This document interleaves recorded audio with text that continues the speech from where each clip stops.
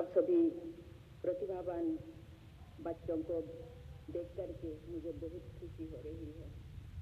मैं सभी बच्चों को हार्दिक बधाई देती हूँ। आज पुरस्कार प्राप्त करने वाले बच्चों को मैं विशेष बधाई देती हूँ। बच्चे हमारे देश की अमूल्य निधि है। बच्चों के भविष्य निर्माण के लिए किया गया हर प्रयास समाज और देश का भविष्य संवारता है। हम सभी को बच्चों की सुरक्षित और खुशहाल बचपन तथा स्वर्णिम भविष्य के लिए हर संभव प्रयास करना चाहिए। बच्चों को पुरस्कृत करके हम राष्ट्र निर्माण में उनके योगदान को प्रोत्साहित और सम्मानित कर रहे हैं। आज के पुरस्कार के लिए जिन क्षेत्रों को शामिल किया गया है वे चरित्र निर्माण तथा समाज और संस्कृति के समग्र विकास से जुड़ी हुई है। इस प्रकार की परिकल्पना के लिए मैं महिला और बाल विकास मंत्री सुश्री स्मृति ईरानी जी को और उनके पूरे टीम को मैं सराहना करती हूँ। मुझे बताया गया है कि एक राष्ट्रीय चयन समिति ने विभिन्न संस्थानों और संगठनों के साथ किए गए परामर्शों को ध्यान में रखकर पुरस्कार विजेताओं को चयन किया गया है। ऐसी प्रक्रिया के कारण पुरस्कारों की विश्वसनीयता और महत्ता बढ़ गया है। मैं चयन समिति के सभी सदस्यों को साधुवाद देती हूँ। कुछ पुरस्कार विजेताओं ने इतनी कम उम्र में ऐसे अदम्य साहस और वीरता का परिचय दिया है जिनके बारे में जानकर मैं आश्चर्यचकित हूँ और अभिभूत हूँ। इसके उदाहरण सभी बच्चों और युवाओं के लिए प्रेरणादायी है। इस संदर्भ में भारत सरकार द्वारा वीर बाल दिवस मनाए जाने की पहल बहुत ही सराहनीय है। स्वयं प्रधानमंत्री महोदय ने इस पहल को ऊर्जा प्रदान की। इस पहल को आगे बढ़ाते हुए आज यंग हीरोज ऑफ इंडिया नामक पुस्तक का विमोचन एक महत्वपूर्ण कदम है।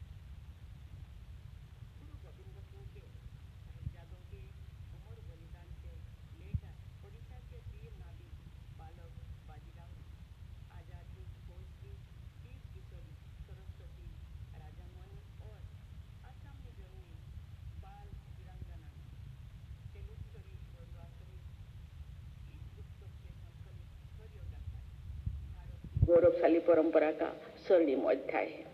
ऐसी पुस्तकों से हमारे देश के बच्चों और युवाओं में प्रेरणा का संचार हो रही है।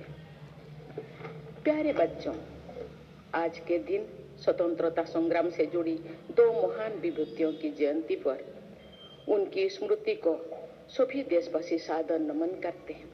1857 के स्वाधीनता संग्राम में वीर सुरेंद्र साय ने अंग्रेजों के दमन के विरुद्ध संघर्ष किया और मरते दम तक उनके विरुद्ध लड़ाई लड़ते रहे। उन्हें लंबे समय तक जेल में कैद रखा गया और जहां उन्होंने अपने प्राणों का बलिदान दे दिया। आज ही के दिन भारत माता के वीर सपूत नेताजी सुभाष चंद्र बोस की जयंती भी है। नेताजी की आरंभिक शिक्षा ओडिशा के कटक जिले में हुई थी। कटक के प्रोटेस्टेंट यूरोपियन स्कूल में पढ़ाई शुरू करने के बाद उन्होंने कटक में ही रेभेन्सा कॉलेजिएट स्कूल में शिक्षा प्राप्त की। वहाँ अध्ययन करने के दौरान स्वामी विवेकानंद और श्री अरबिंदो के विचार के उन पर बहुत प्रभाव पड़ा। उन्होंने भारतीय वस्त्र और वेशभूषा भी अपनाई। वे अत्यंत मेधावी विद्यार्थी थे। उन्होंने ICS की अत्यंत कठिन परीक्षा में उच्च स्थान प्राप्त किया, लेकिन देश प्रेम और स्वाभिमान के कारण उन्होंने इतने प्रतिष्ठित नौकरी का परित्याग किया। एक समृद्ध परिवार से पली बड़ी नेताजी ने संघर्ष की राह चुनी। स्वाधीनता संग्राम में सक्रिय होने के कारण जब नेताजी पहली बार गिरफ्तार हुई तो उनकी आयु केवल 24 वर्ष थी। उनकी गिरफ्तारी की खबर सुनकर उनके पिताजी ने उनके बड़े भाई शरद चंद्र बोस को एक पत्र में लिखा, मुझे सुभाष पर गर्व है, तुम सब पर गर्व है। प्यारे बच्चों, हम सभी भारतवासियों को नेताजी सुभाष चंद्र बोस पर गर्व है। नेताजी अपने प्राणों की बाजी लगाकर यूरोप से जापान तक ब्रिटिश शासन के खिलाफ निरंतर युद्धरत रहे। उन्होंने आजादी मिलने से पहले ही भारतीय स्वाधीनता की भावना को अभिव्यक्त किया और मणिपुर तथा अंडमान में तिरंगा लहराया। नेताजी सुभाष चंद्र बोस के जीवन से हम सबको विशेष रूप से बच्चों को प्रेरणा लेनी चाहिए। नेताजी के आजाद हिंद फौज के द्वारा अपनाया गया जय हिंद का उद्घोष सभी भारतवासियों का जय घोष बन गया। ये साहस और देश प्रेम के अद्भुत उदाहरण थे। मैंने थोड़ा विस्तार से नेताजी के बारे में इसलिए बताया कि हमारा देश के बच्चों और युवा पीढ़ी को ऐसे राष्ट्र निर्माताओं के बारे में व्यापक जानकारी होना चाहिए। नेताजी की जयंती को आज पराक्रम दिवस के रूप में मनाया जा रहा है। नेताजी के जीवन से राष्ट्र गौरव को सर्वोपरि मनाने की शिक्षा मिलती है। सभी देशवासी पूरे देश में आजादी का अमृत महोत्सव मना रहे हैं। हमें अपनी आजादी कठिन संघर्ष के बाद मिली थी, इसलिए नई पीढ़ी से अपेक्षा है कि आप सब इस आजादी की कीमत को पहचानें और इसे सुरक्षित रखें। आप देश हित के बारे में सोचें और जहां भी मौका मिले देश के लिए काम करें। आप अपने दायित्व के प्रति निरंतर प्रयासरत रहेंगे तो आपको अवश्य सफलता मिलेगी। प्यारे बच्चों, भारत के जीवन मूल्यों में परोपकार को सबसे ऊंचा स्थान दिया गया है। जो केवल अपने लिए ही जीते हैं उनका जीवन अधूरा है। उन्हीं का जीवन सार्थक है जो दूसरों के लिए जीते हैं। पूरे मानवता के लिए प्रेम की भावना और यही नहीं, पशु पक्षियों और पेड़ पौधों की देखभाल करने का संस्कार भारतीय जीवन मूल्यों का हिस्सा है।